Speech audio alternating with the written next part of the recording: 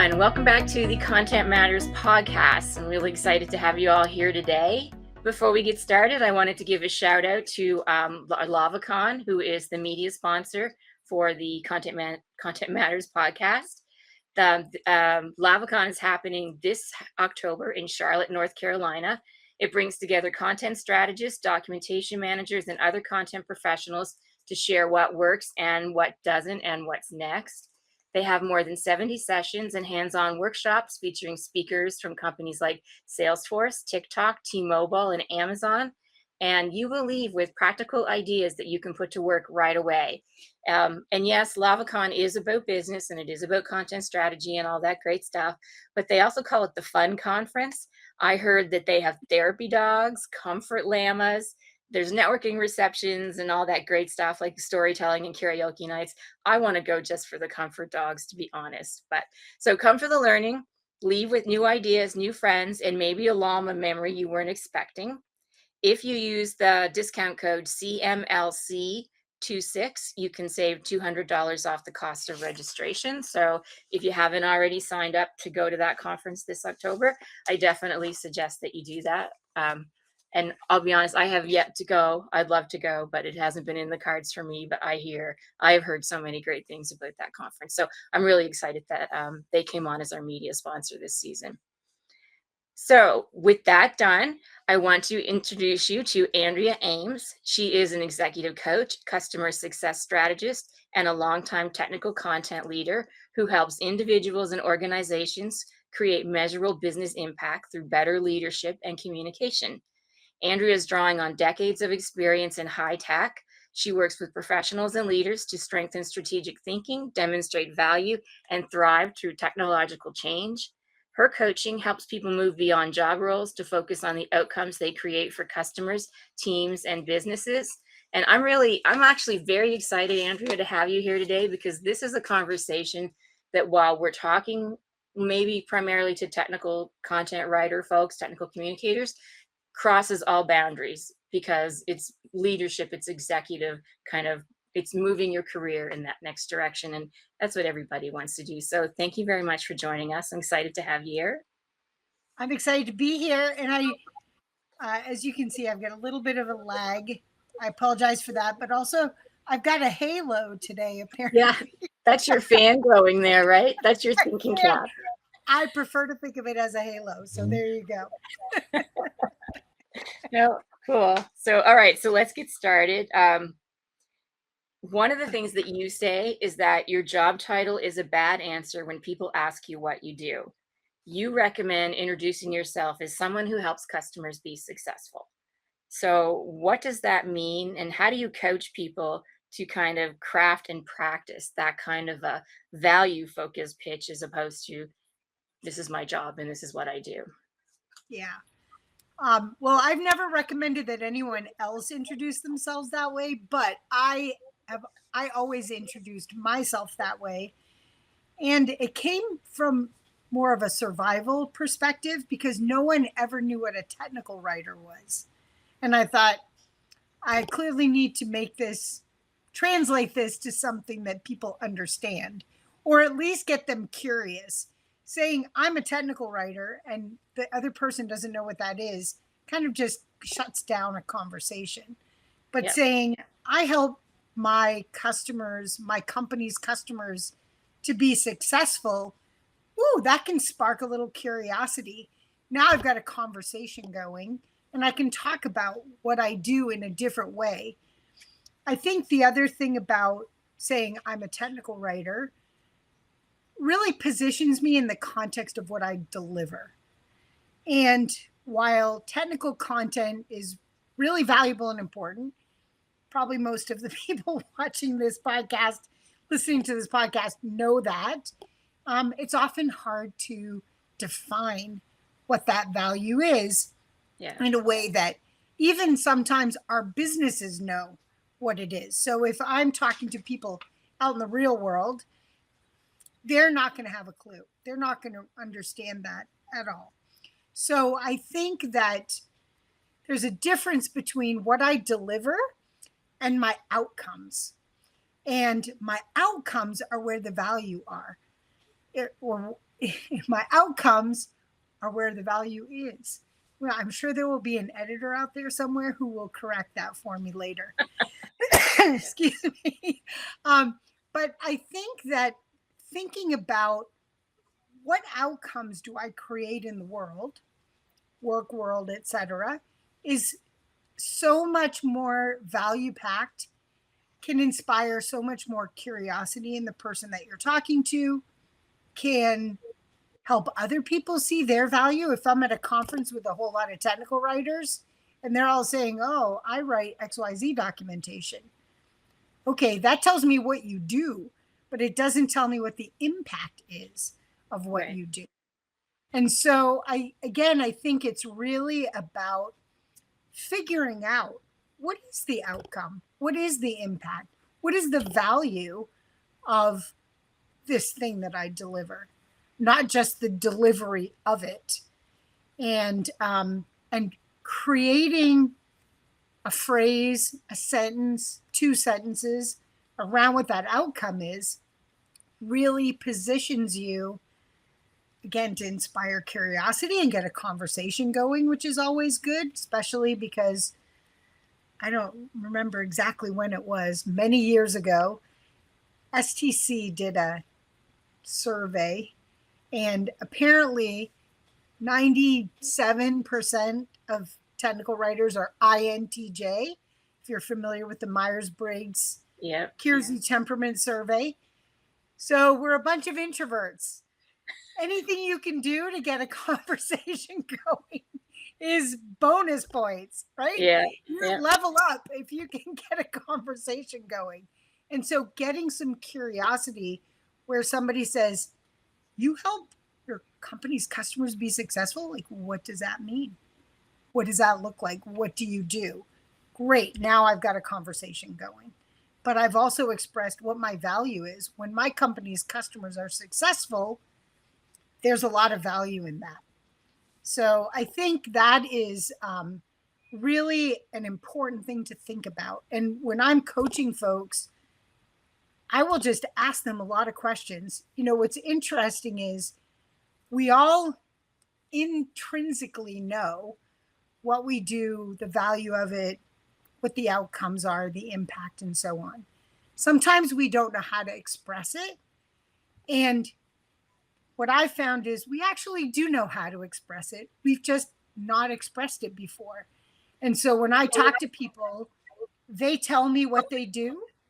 I listen and I reflect back to them. This is what I heard you say.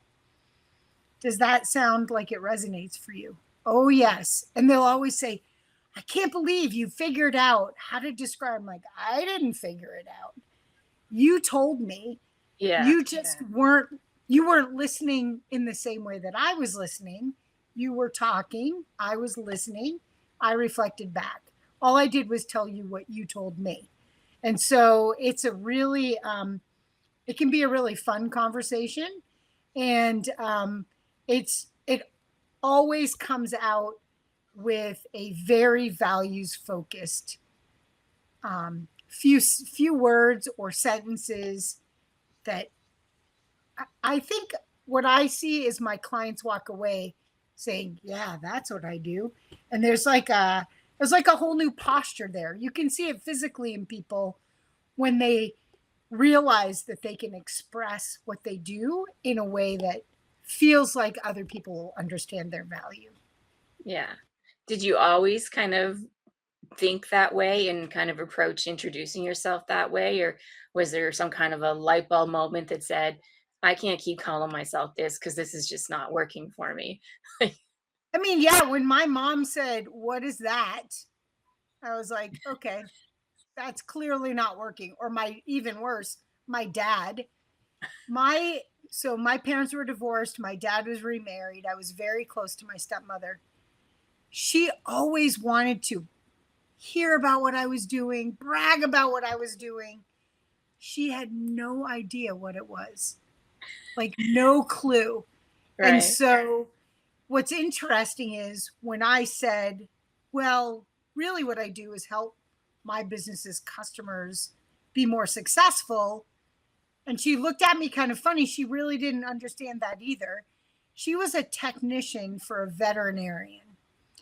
And I said, what would that look like in her industry? So that can be the next level of conversation. If you're talking to somebody who's not in the technical content space, you can say, well, what would that look like in your industry?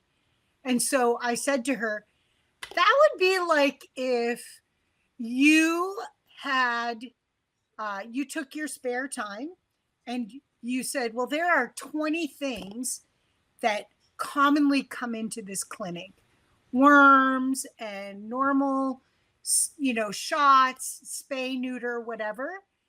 And you wrote a little brochure for each one. And of course, they got those from services, right? Veterinarian services that will send you all kinds of little brochures on all the different services you might provide. Mm-hmm. I said, those people who write those are technical writers, science writers, whatever.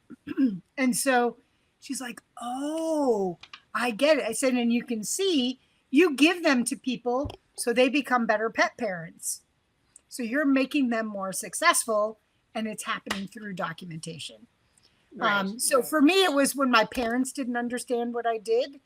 And again, I found kind of the next level of conversation for me was, okay, if you still look at me like a deer in the headlights, how do I take this and translate it into something that sounds familiar? So what would this look like in your industry? Because there's almost no industry that doesn't have information of some kind Yep. that helps people be more successful. Yeah, definitely. Okay. So if you take that idea then and you want to figure out, how to demonstrate measurable value to a product team or to your executive, what are kind of the three top metrics or business outcomes that a content professional should think about or focus on? So on a large scale, obviously businesses they exist to make money. And so anything that you can tie to them making money or saving expenses is a good thing. So making money, saving on expenses, and then getting good, I'm just going to broadly call it getting good reviews. So testimonials, case studies, any kind of good commentary, Yelp reviews, whatever it is for your business. And below that, that's at a very high level. Below that, it kind of depends on what business you're in. If your company makes subscription software, for example, I would say the number one way that technical content contributes to a business that sells subscriptions of any kind is through customer retention. So companies pay something like, it's something like, I'm going to do the opposite statistic. You make 5 times more from an existing customer than you do from a new customer. So increasing your customer value is probably the best thing you can do for your business. And by customer value, I mean, how much is your customer worth to your business? If your initial product is $100 and that's all they ever buy, your customer's only worth $100. But if your initial product is worth $100 and then it's $50 a month after that, for every month that you can keep them, that's another $50 that customer is worth to your company. And so you want that customer value to get bigger and bigger, which means you have to increase that customer's lifetime with you so that you get an average customer lifetime value, right? So now I know my average customer stays with us for, let's say, 12 months. Then I know 12 times 50 plus 100, that's my average customer lifetime value. Excuse me. If your company creates not subscription software, like a physical product, biotech or whatever, something like that. Well, again, biotech would be something even different, right? So it may be that safety and lives saved, right? You can Yep. think of different metrics are going to depend on the outcome of whatever your product is. So think about what is the highest value impact of your product, and that could be one of the metrics that you start trying to figure out how to claim a part of. Can't always claim all of it. Subscription software, for example, you probably have some UX people. We're going to say they probably have a little something to do with it. You probably have product managers that are determining what the features and functions ought to be, etc. They probably have a little something to do with it.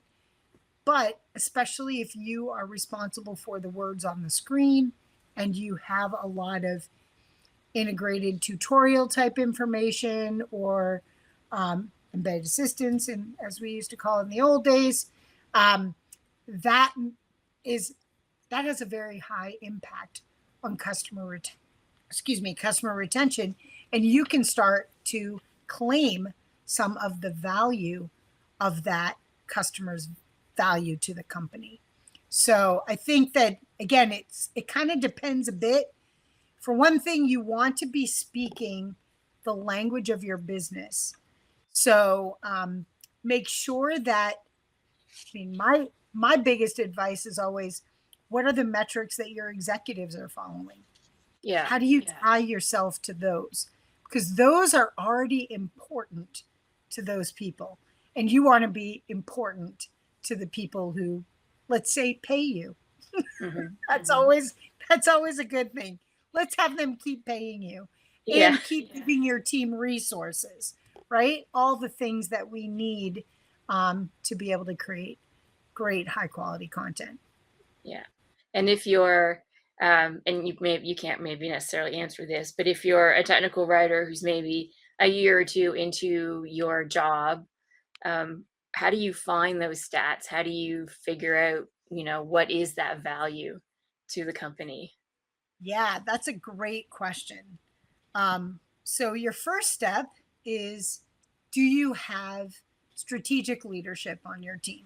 Do you have information architects, content strategists, people whose job should be to know those things and to understand how what the team is doing ties directly into impacting those metrics?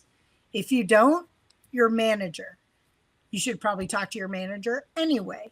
But your manager would be hopefully someone who would know what the executives are looking for, what their performance is tied to. Those are the things that hopefully your manager or your manager's manager would know. Depending on the maturity of your organization, they might not know. You might be the first person to ask for something like that. And so I encourage you, that's where things start to get a little tricky.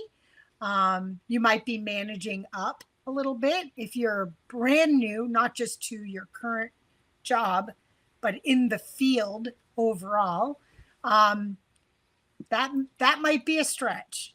That might be a really interesting career development conversation that you might want to have.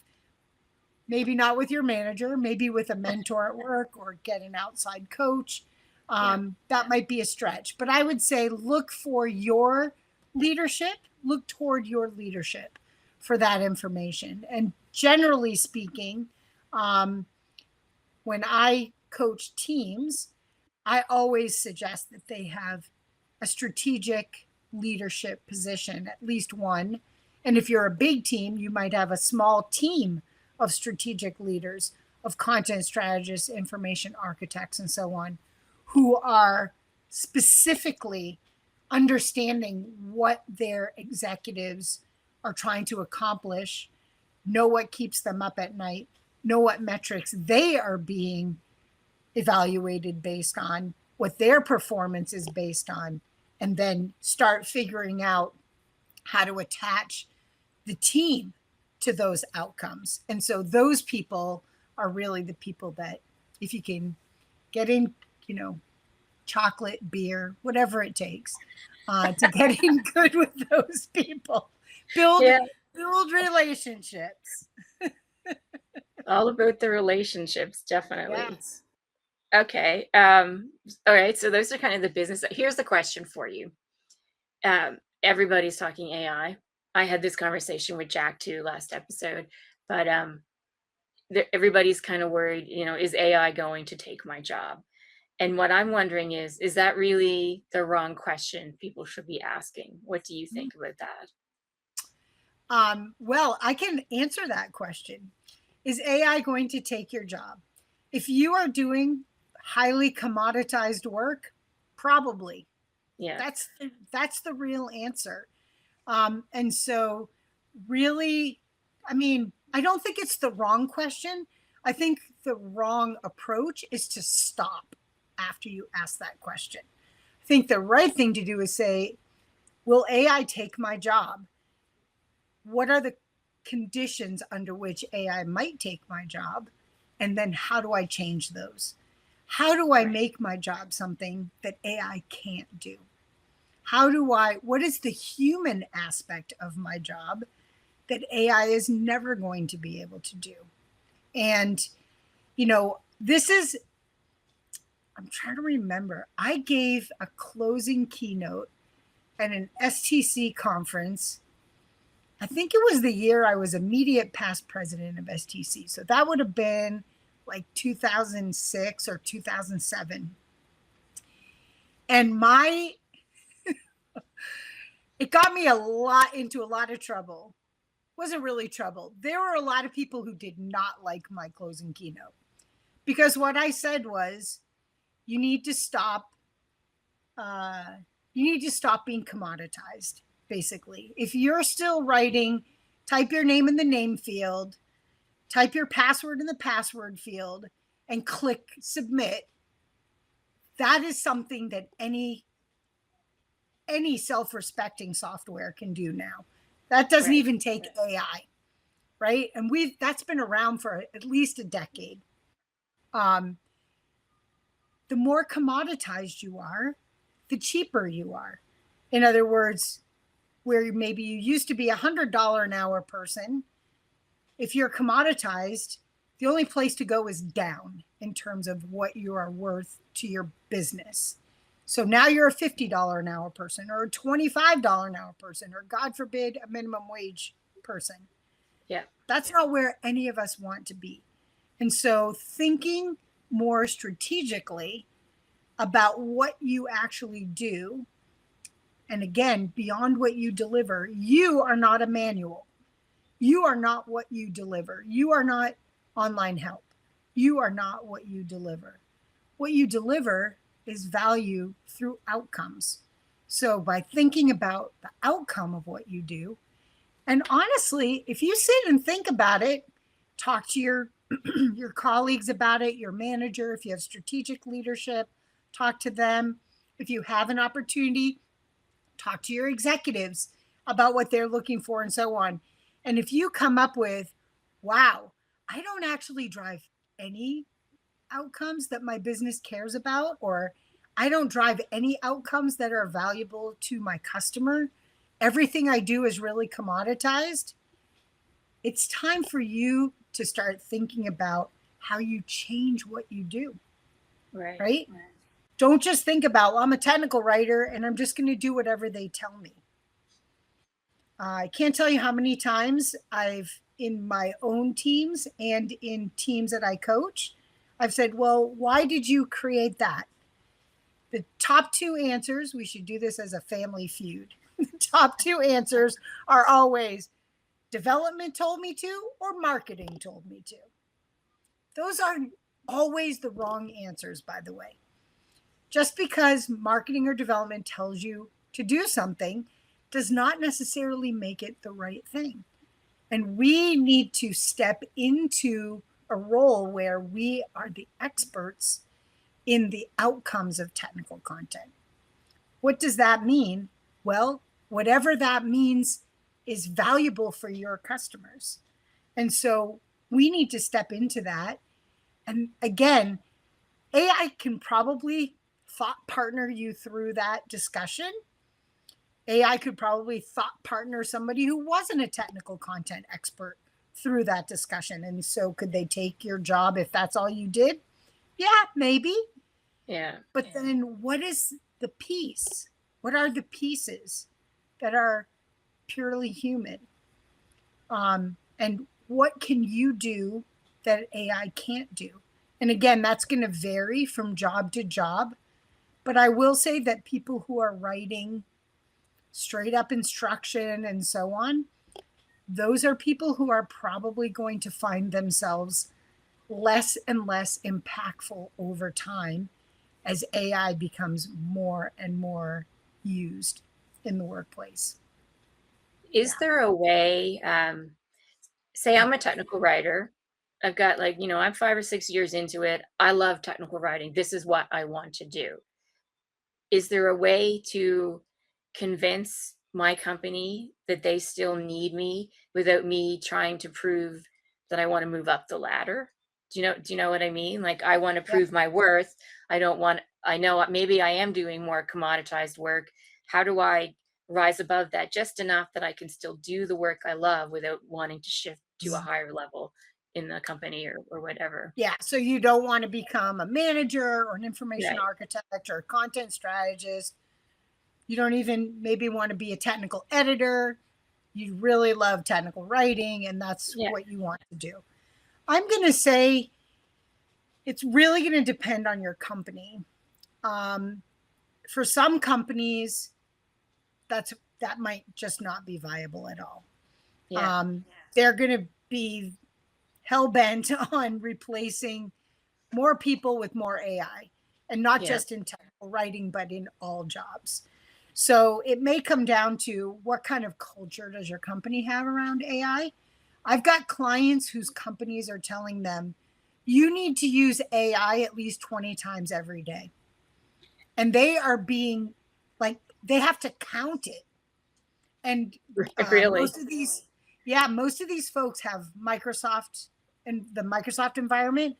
And apparently there's a way that you can get stats out of Copilot that will tell you how many times each person has accessed Copilot, asked it a question, or gotten it to do something. Wow. So yeah, so that's a little scary, um, and seems a little counterproductive. You get what you measure, right? And so if you're just measuring people on the number of times they access AI, you're going to get people doing whatever stupid thing they can think of just to get their numbers up. Yeah. Excuse me. So if you're in an environment like that, I'm going to say you might have to choose between your love of your company and your love of the work you do. I think, though, there are always going to be environments where they're going to be shrinking for sure, but there are probably always going to be environments where they're going to need straight up technical writing. And I'm thinking um, environments like nonprofits where they want a more human touch, they want a more human team. Again, probably what you're hearing is culture, right? You Yeah. may have to start shopping around for a job that is based more on culture than maybe money, either the money your company's making or the money they might be able to pay you. So again, Right. your salary might go down. Um, I think the other thing that you might want to think about is what is it that you love about technical writing? And is there a similar or a sort of tangential career or role that you could have that would make sense for you from a love of technical writing perspective and for a company in terms of the kinds of skills that they want to hire? Because technical writers have lots of skills, lots and lots of different skills. And so if you can kind of pick out what are the 5, 8, 10 skills around technical writing that you most love, other jobs, other roles that you could take that would give you the same kind of career satisfaction, but might not be strictly technical writing. Okay, sorry. I'm coughing now too. You're making me cough. No problem. Yeah, I mean, I get that. I mean, and that's kind of what happens when any new technology comes in, right? People who were data entry clerks who love their jobs, Yeah. they lost their jobs, right? Because Yep. anybody, any technology can do all that kind of stuff now, and you Yeah. just kind of have to learn to evolve with it. Yes. And I'm going to say this is not, this is ubiquitous. This is something that's going on for anyone who thinks beyond tomorrow. This is something that should be going on in every job, in every person's career. Right. Because AI is not just affecting technical writers. So don't feel like, oh, this is something targeted against us or we happen to be easy to replace. Not true. In fact, I would say, given the complexity of what we do, especially on a strategic level, there are lots of other jobs in the company that are probably easier targets than ours. But unfortunately, we tend to be seen as easier targets because people tend to not understand what we do and what our impact is. Yeah. And so this is where, again, thinking about what you do, your outcomes is so important, because the person who's bringing AI in and trying to replace a whole bunch of people with AI, that's the person who needs to understand what you do. Yeah. Good point. Okay. All right. The other thing that we kind of talk a little bit about is, if I want to kind of move up in the ladder, a technical writer or any person kind of at that kind of a level job, and I need to influence kind of leaders like product and engineering leaders, like I don't have the personal authority to kind of influence them to do things. Like what do you have to do to kind of, what mindset, what kind of things do you have to do to kind of get yourself shifting into that kind of a strategic role? Yeah, such a good question. And again, something that I think we've talked about for a really long time. So I say that because I want people to get out of the AI panic. AI is just the next thing. 10 Yeah. years ago, 7, 8 years ago, it was automation. That was the thing. Automation is going to kill technical writing. It didn't kill technical writing. Now we have the next level of automation, AI. That's probably not going to kill, I'll say, technical communication either. And even before automation, really the thing we can do in any job that's most important is constantly be thinking about, how can I increase my value? How can I increase my value in my job to the company? And then how can I reposition myself or communicate that new value, additional value, whatever, so that people understand it, recognize it, and will give me the appropriate recognition for it. Excuse me. So I think it's really important for all of us to learn how to lead from a position of influence rather than positional authority. If you're a manager, yes, you have positional authority. But I've seen great managers who are great leaders, and I've seen people who are great managers and leaders. They understand how to manage. They're great at the administrative. They're great, maybe again, influence with other people. And I will tell you, I think almost all of my jobs, I've only been a manager once in my 35 plus year career until I started working for myself Now, of course, I have the worst manager in the world. But anyway, Mine's a little bossy too. before, right, exactly, exactly. But in my 35 plus year career in corporate, I was a manager of people exactly once for, I think it might have been a little over a year, 15 months, 18 months, something like that. I didn't love it. Um, but I have always been considered a leader. Why? Because honestly, for a long time, I didn't know why. And then I realized it was a little combination of a few things. People trusted me. I built relationships, and I could have and communicate a vision. Really, I think those three things were the most important things that made me influential. Even when people were not on my team, I don't want to say working for me because they didn't actually report to me, but even when people were not on my team, often they were influenced by me. And that is not my hubris. In fact, I will tell you that everyone you interact with is influenced by you. Right. Everyone, for better or for worse, whether you are trying to influence them intentionally or not. And so, one of the, I think, most important things you can do for your career, and in fact, a very human thing that AI cannot replace, is building trust and building relationships and building influence.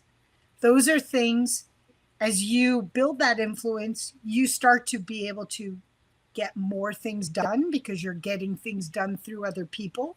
Mm-hmm. Again, you're influencing product and engineering leaders. You're influencing other technical content people.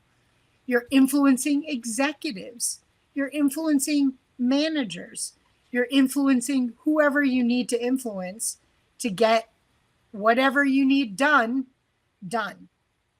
And so I think it's really important, again, whatever your job, AI or no AI, this is the way to move into a strategic role, into a management role, into an executive role.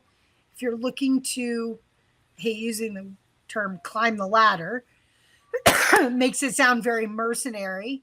If you're looking to increase your career, to move up a level, get promoted, whatever it is in your context, that is the most important thing you can do.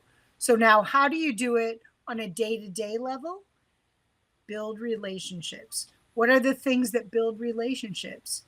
Being trustworthy, always delivering what you commit to, and communicating. So if you turns out you can't deliver it, you talk about it before it's due and you renegotiate, right? That makes you trustworthy.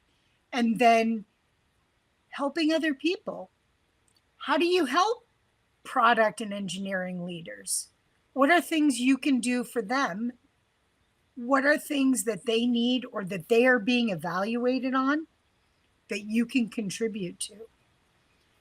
How do you show up in, let's say, a meeting? I assume that most technical communicators these days are actually going to product team meetings and engineering team meetings. How are you showing up there? Are you just sitting there listening, maybe taking a few notes for yourself? Or are you contributing to the conversation or asking questions? Sometimes questions are more powerful than ideas. And again, you don't want to just ask questions to hear yourself ask questions or talk to hear yourself talk. So making sure that you are very up to date on what's going on. You really understand your product. You understand the process that your product is being developed with. Those are all things that are going to make you a valuable member of the team and contributor to the conversation. And all those things are going to help you build relationships with those folks and build trust. And that is what will set your foundation, right? That's like building, you don't want to build your house on sand. You want to be the little piggy that builds their house on stone or whatever it Yeah. was, which of the three little piggies. Yeah. Not Um, sand, not wood. yeah. And that kind of stuff doesn't require you to have to work 80-hour weeks. Like you don't, it's No, not about the hours you work, it's the value you bring when you are working. exactly. And in Yeah. fact, you can't really do those things without other people around. So if Yeah. you're used to spending most of your working day between 6 and midnight, that may be a problem. You may need to hang out during working hours more, because that's really where the impact, which can be exponential, is going to be, is when those other Yeah. people are around. Yeah, Yeah. good point. Okay. Perfect. All right. So let's kind of turn it around and let's just say, let's talk to managers and hiring leaders that might be listening to this. What should they be looking for in resumes or interviews to identify the content people that can move kind of and help drive strategy and, contribute to customer success? Yeah, such a good question. I mean, ask people what they've done in the past and listen to how they talk about it. Are they talking about the impact they've had, the outcomes they've driven, or are they talking about the number of pages they've written, right? The Yeah. number of manuals they've written, the number of help topics they've delivered. I think that can be a huge indicator of how they think of themselves. Ask what they think they should be measured on. Ask what they've been measured on in the past. Um, Ask what kind of interaction, if they've got any number of like 5 years or more, ask them what kind of interaction they've had with executives. What were the circumstances? What was the outcome? Folks especially folks who want to be in a more strategic, focused area like content strategy or information architecture, those folks need to be, they need to have some executive presence, right? They need to be confident and be able to show up in a conversation with an executive, know when to talk, know when not to talk, know what kinds of things to say. And that takes experience. It's not something you can easily teach people. You Right. can coach them through some of that, but they need opportunities to do that kind of thing. And so if you're looking for someone who's going to be a strategic contributor, like a content strategist, and you say, well, tell me about some of your executive interactions, and they say, oh, well, I haven't done that. That would be a big red flag for me.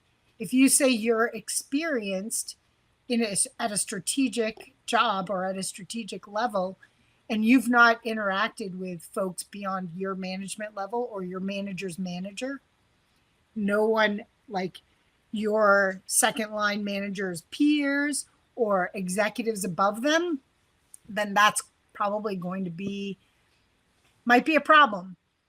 Maybe you're looking for somebody who can think strategically. You have no one on your team who's interacted with people at those levels. And so you want to build that. That's fine. But just know what you're getting into, know Right. what you're getting and what level they are going to be starting off at. And I would say if you don't have anybody who's operating at a strategic level on your team, and maybe you've never had anyone who's operated at that level, find someone from outside who can help you. You can hire consultants or coaches to interview people and give you recommendations, evaluate candidates for you. So Right. get help. I think that is the one thing we all are like, we're so stoic, right? We can do this. I'm a Yeah. manager. I can do it all. And it's Yeah. like, get help. Don't isolate yourself to a point where you make a mistake that's much more costly down the road. You'd be Right. much better off to get some assistance up front and get maybe some objective eyes on a candidate, or get somebody to help you put a rubric together for all the people who are going to interview those folks if you don't have that experience already. Yeah. Yeah. Perfect. Good example. Good ideas.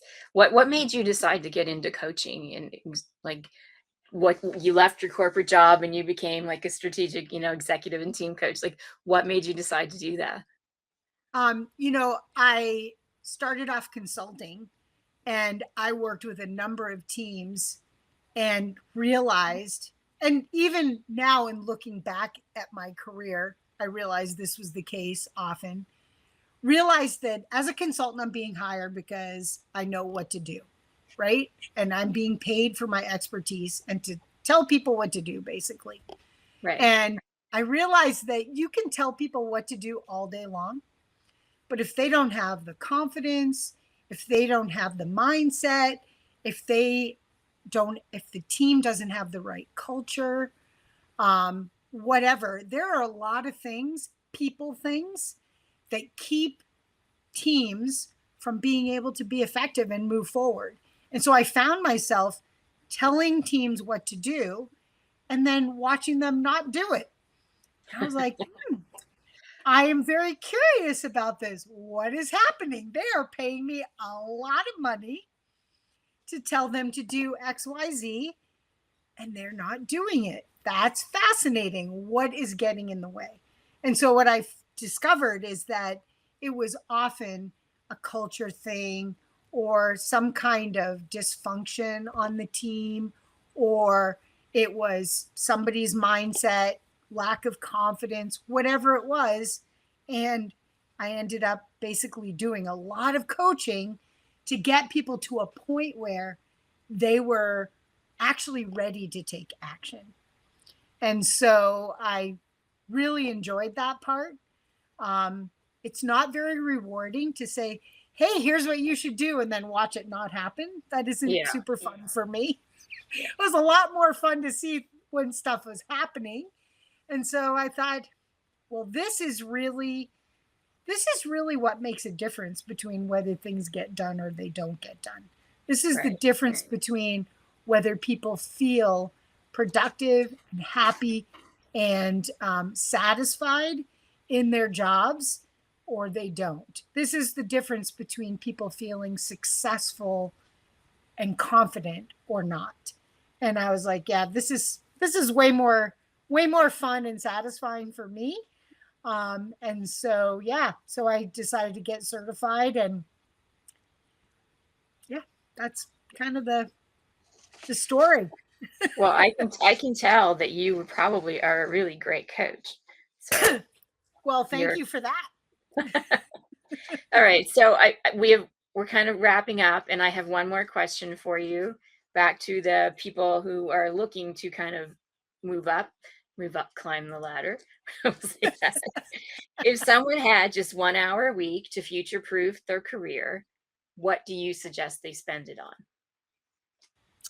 I would be looking at um, the economy.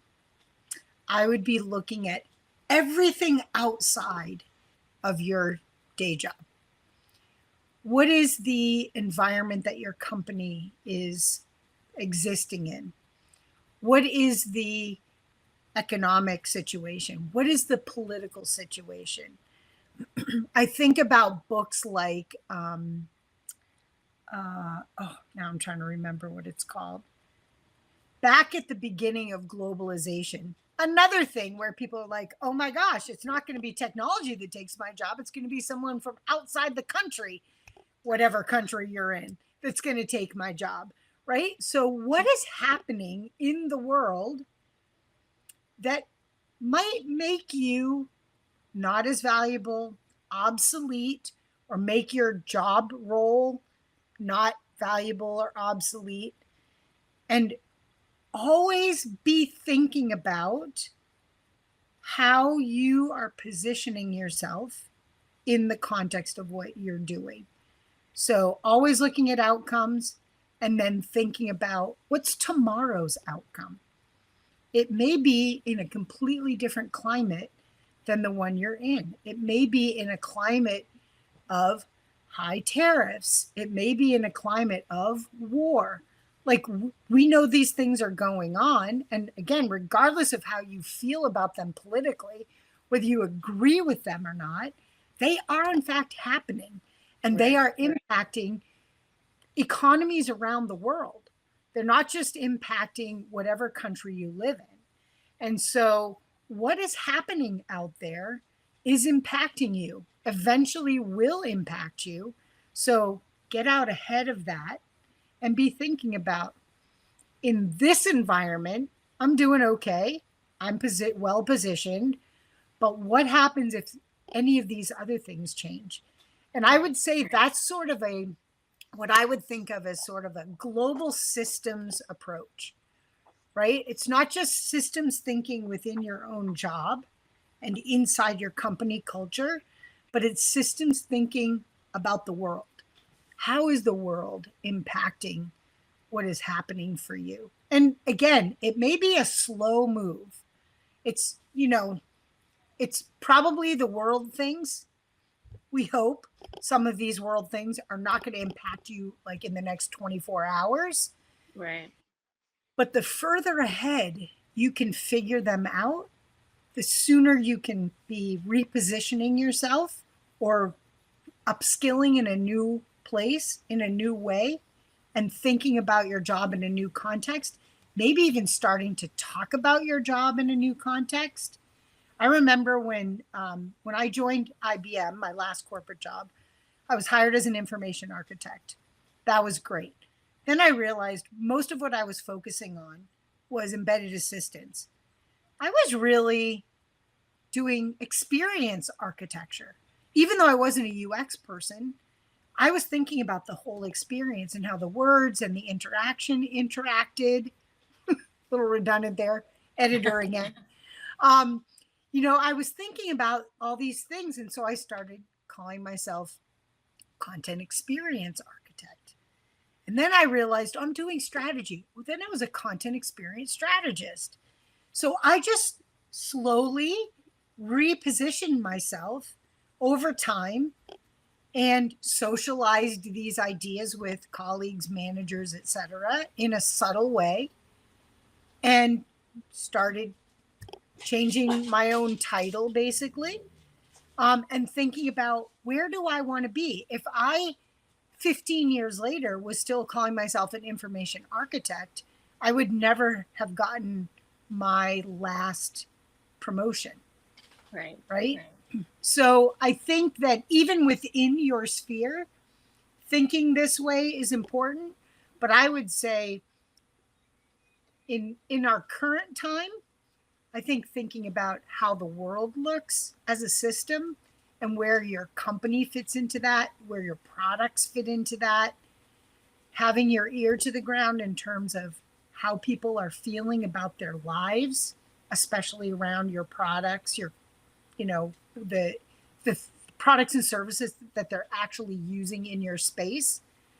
That is a really good place to start. That is really great. I wouldn't have even thought to have said something like that. So that's just great advice. Perfect. That's good, Barb, because this is not a brain you want duplicated anywhere else. We'll keep it Well, contained right here.